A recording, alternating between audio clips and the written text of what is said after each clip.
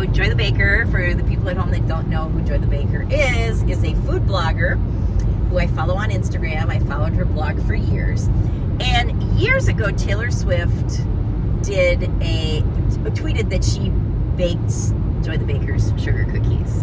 So then Taylor Swift made some chai sugar cookies, and I made those too, and they're amazing. So every year in October, Joy's site blows up because people are looking for these cookies. Of course. So Joy the Baker decides, hey, you know what? I love Taylor Swift. I'm gonna make a cookie for you to listen to bake it while you're listening to her new album, which I have listened to roughly 6 or 8 times. Wow, and it released 24 hours ago? Yeah, and you know what happened yesterday? It broke Spotify's record for the fastest streaming. I bet it did. I mean, Swifties, we're insane. Okay, so the cookies are an oatmeal cookie. Okay. And they were supposed to have this little chocolate piece in the center that melted out into a pool of chocolate, but those are $17.99 a pound, and not today. Yeah, that wasn't gonna happen last night. So I freeballed. Ooh. And I put, are you ready? Yeah. I put some with chocolate chips in the center and some with, wait for it, white chocolate chips. White chocolate chip. Yes, Ooh, that I sounds know. Nice. So what I want you to do is take a bite of each, either white chocolate or dark chocolate, and see which one you like best. Both. You take a bite of one of Both. each. Okay. So here's the dark chocolate. Here's the white chocolate. All right, try the white chocolate first. I want you to know I really like this cookie, Joy. You did a really fine job.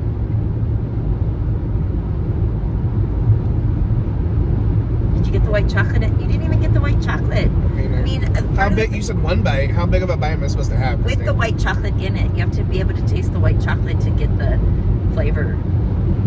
Okay. Maybe there should be more. Just saying. Maybe there should be more white chocolate chips. I'm sorry. My fault. My fault. Everything's my fault. It is. I'm glad. Thank you for acknowledging it. Okay, great. You heard it here first. Yeah, all right. Taste the chocolate one. By the way, guys, we're on the road. We're going to San Francisco today. Just so you know, we're going to San Francisco to see Moulin Rouge. Yay! At the Orpheum. Okay, what are your feelings? Chocolate or white chocolate? I kind of feel about the same. Oh my God, I cannot believe this. I cannot believe this. How do you feel about this cookie?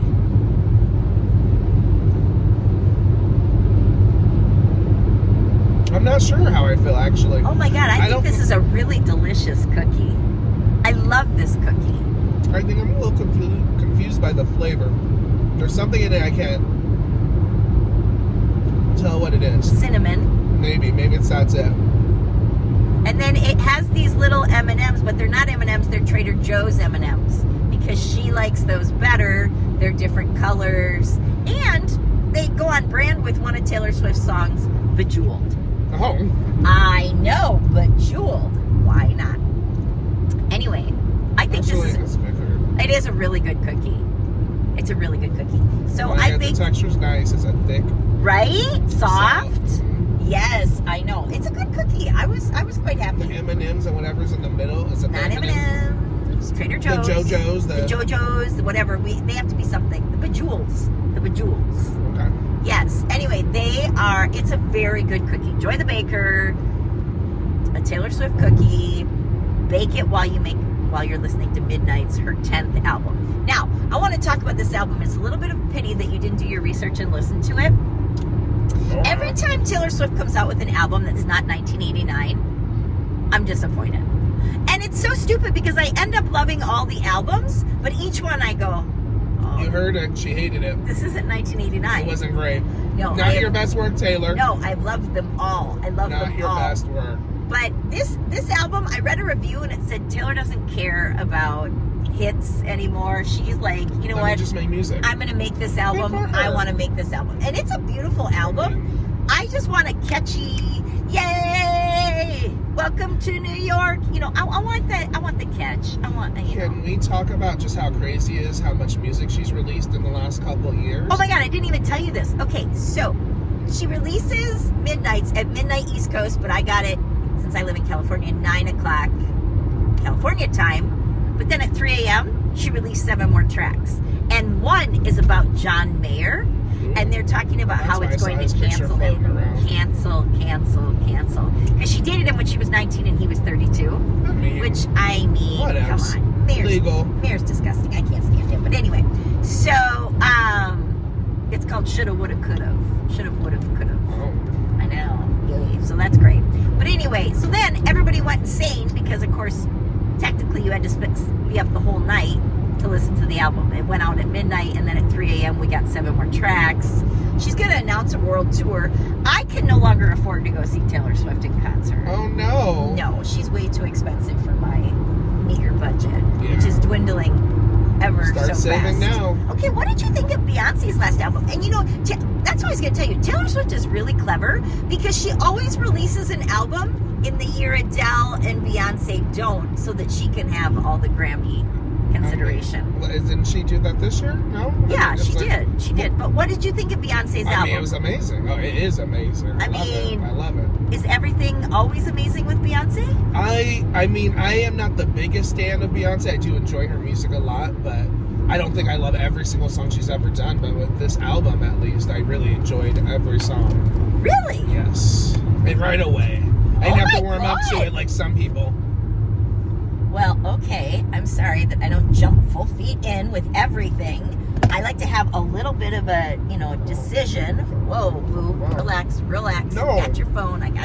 No! Oh my God. So Eric comes out this morning. I can't find I said to him, I can't find my phone. So I say, oh, I'm pulling a Lizzo. Because if anybody's a fan of Lizzo, she has a song that says, I can't find my phone. Mm-hmm. And Eric goes, what? You got a bottle of vodka? Tequila, Right. I said. Tequila. Tequila at 8 in the morning. Yes, Eric. I always have a bottle of tequila right I know in my what she back did on the pocket. stage. Shooters right there, all the I mean, things. there's lots of things that it could have been. Okay, so we need to carry on with You our could have conversation. felt good as hell.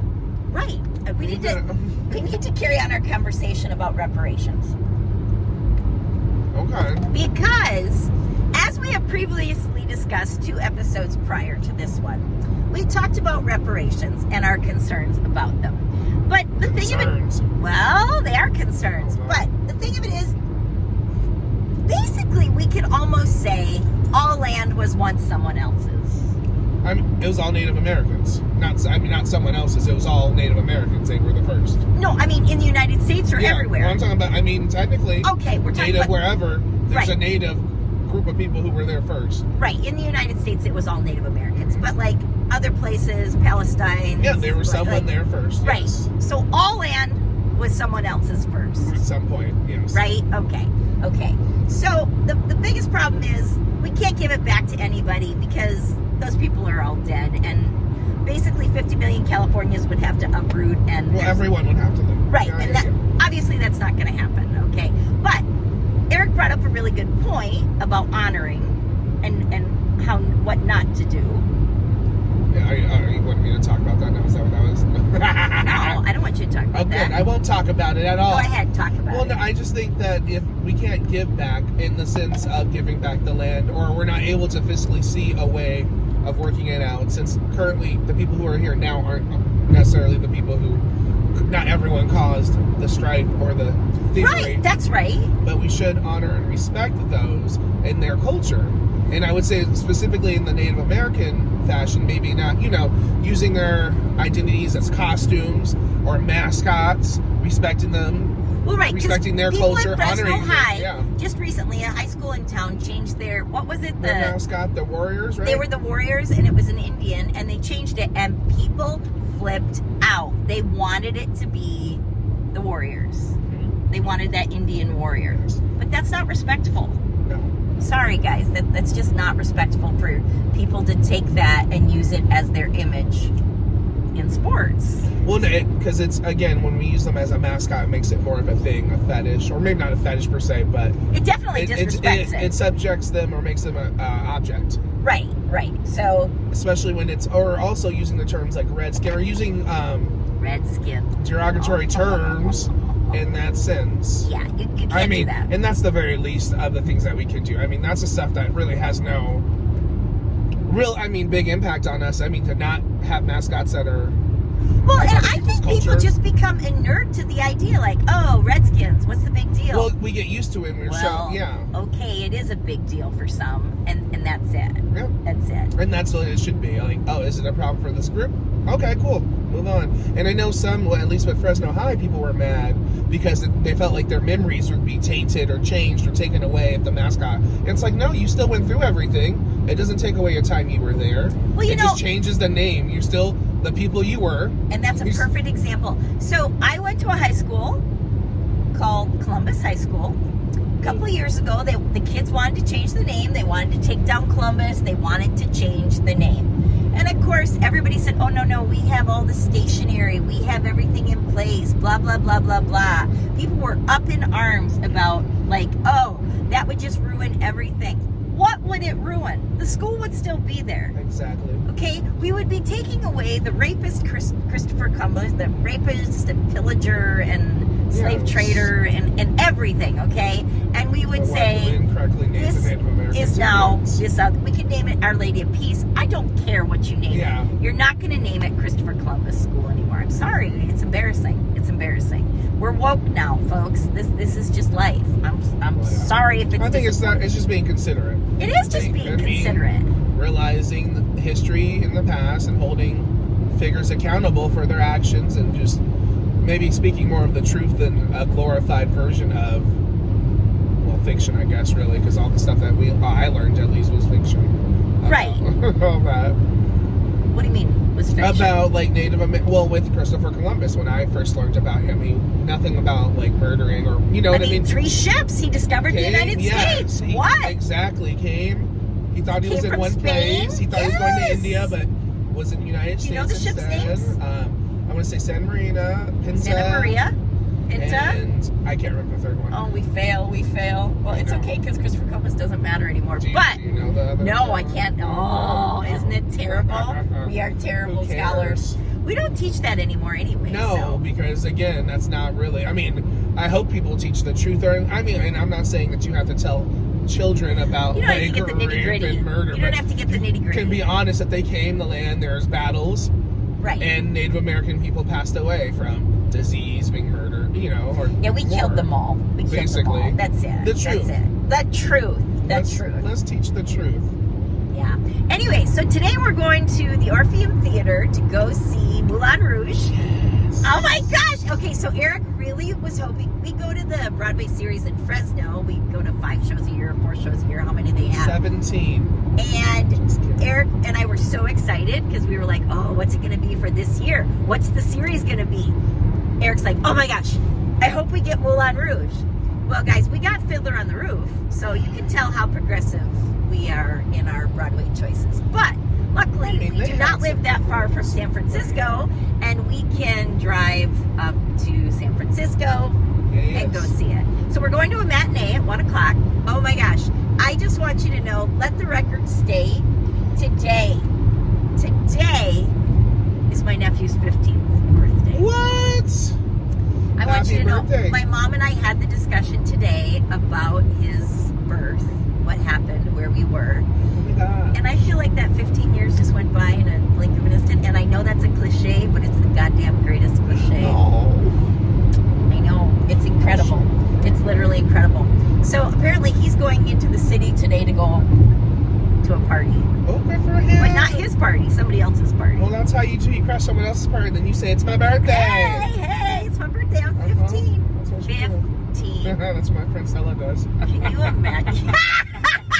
Shout out, girl. Shout out. Can you imagine 15 years? Oh my God. I can't even. I just can't even with it. It's phenomenal. Anyway, we will report back after the show. We'll let you know how it was, but we are so excited about it. Thanks, guys.